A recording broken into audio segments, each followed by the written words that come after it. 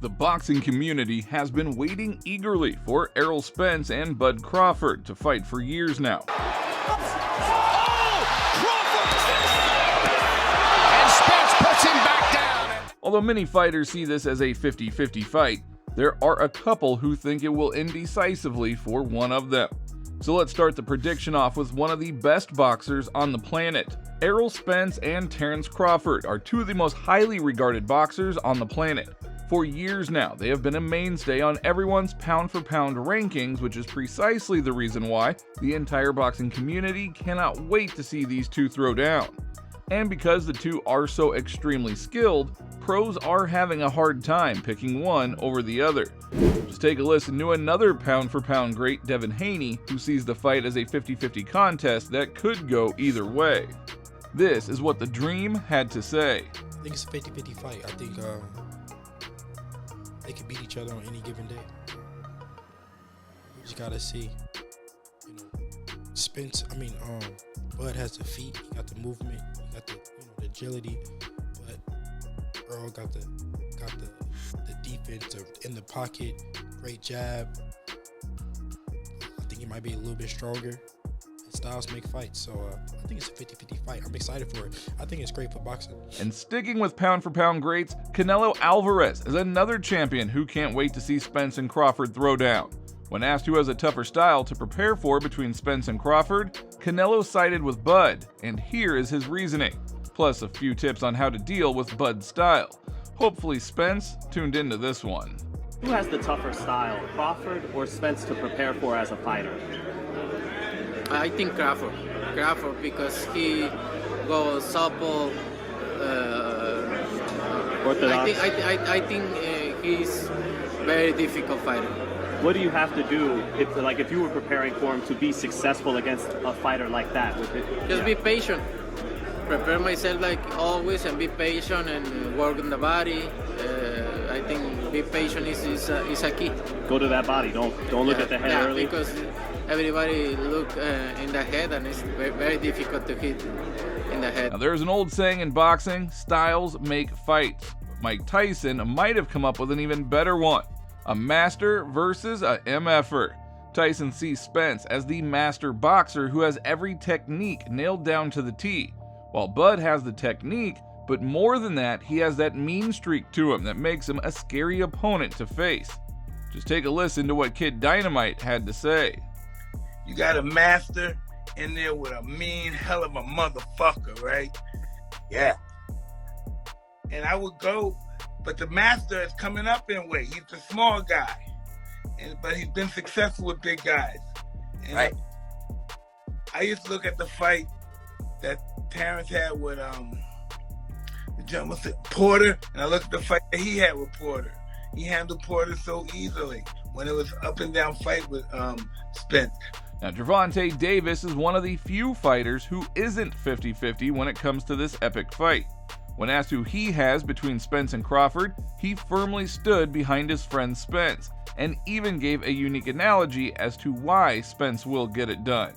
Just take a listen to Tank. Hey, imagine we in a, let's just say we in a gunfight, right? Yeah.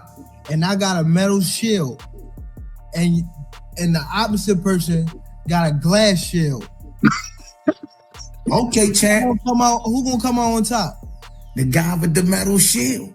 Okay. That's all I'm saying. Yeah, but how much he run around once them hands get on him, it's gonna slow him down. But it seems like Dimitri Bivol disagrees with Tank Davis. Tank might think that Spence can corner Bud and slow him down with strikes before ultimately breaking him down. He had to say. Crawford, for me, I like that he could change his position, orthodox or southpaw, and I like his IQ in the ring, how he feels distance. I like it then. Now, one fighter who has a unique insight into the fight is Shawn Porter. He had both opponents and even gave Spence a run for his money. As far as Porter is concerned, Spence has the edge in the fight because of his work rate and fighting IQ. This is what he had to say about the upcoming bout. The first thing that came to mind is Errol Spence's work rate.